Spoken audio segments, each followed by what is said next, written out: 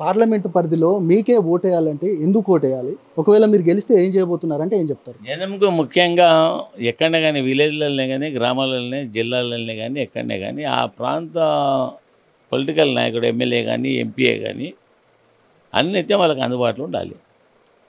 కనీస అవసరాలే వాళ్ళు అడుగుతూ ఉంటారు. వాళ్ళేం తెచ్చేసింది ఆకాశంలో మాకు బిల్డింగ్ కట్టియమని ఎవరు అడగరు. అవి ఉండాలి.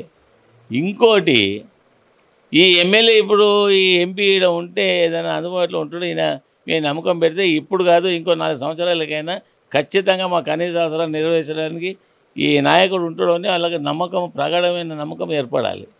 ఇక ఈయన దగ్గరకు వస్తే ఇవాళ ఇక్కడుండి ఏం చెప్తాడో, రేపు ఇక్కడుండి ఏం చెప్తాడో, ఇంకా ఆ తర్వాత ఇక్కడుండి ఏం చెప్తారో నమ్మకం అయితే కుదరాలి కదా. ఈ ప్రాంత వాసులకు ఇక్కడ ఈ నియోజకవర్గాల ప్రజలకు మా నాయకుడు ఇప్పుడు జనరల్గా మొన్న అసెంబ్లీ ఎన్నికలు జరిగినాయి. మా సికింద్రాబాద్ పరిధి లోపల చాలా అంటే ఒకటేసారి దాన్ని మ్యాజిక్ చేయలేము మనం. అంచెలంచెలుగా ఉన్న ఇబ్బందులను కొలికి తీసుకొచ్చే ప్రయత్నం చేస్తూ ఉంటాం.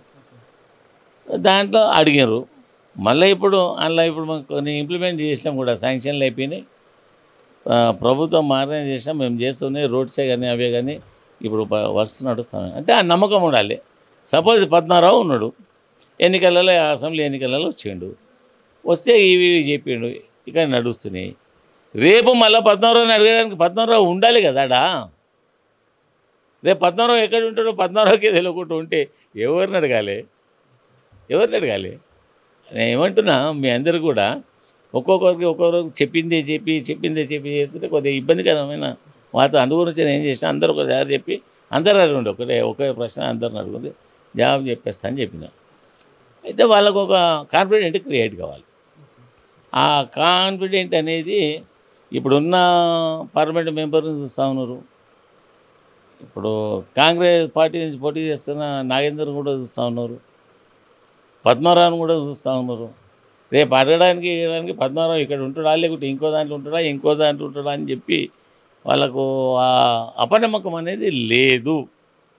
గెలిచినా ఓడినా పద్మారావు ఇక్కడనే ఉంటాడు, మళ్ళీ ఆయన అడుగుతాము, మా సమస్యలకు పరిష్కారం చూపమని ఆయన అడుగుతామని ఆ నమ్మకం ఉండేది ఈ ప్రాంత ప్రజలకంతా, సికింద్రాబాద్ పార్లమెంటు ప్రాంతంలో ఉన్న ప్రజలకంతా.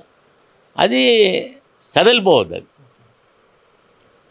ఇక పద్మారావు ఇయ్యాలి కూడా ఉన్నాడు, రేపు బీజేపీలో పోతాడు, ఇంకో ఎన్నికలు వచ్చాక కాంగ్రెస్లో పోతాడు, ఆ తర్వాత ఇంకో ఎన్నికలు వచ్చిన తర్వాత ఇంకో రాజకీయ పార్టీ అందులోకి పోతాడని అది ఉండొద్దు.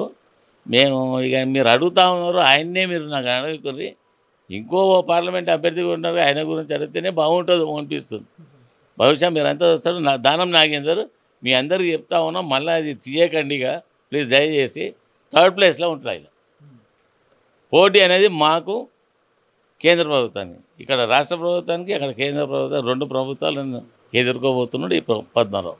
మా పార్టీ, మా నాయకుడు. ఇప్పుడు కనుక ప్రకటించిన పార్లమెంట్ మెంబర్లంతా రెండింటి మీద రేపటి నుండి, అంటే ఈ 2-3 రోజులు ఈ ఫెస్టివల్లో హోలీ గీలి ఇవన్నీ మధ్యలో వచ్చినాయి. అవన్నీ అయిపోయాక సికింద్రాబాద్ పార్లమెంట్ మాత్రం గతంలో చూడని ఎన్నికలు ఉంటాయి ఇక్కడ.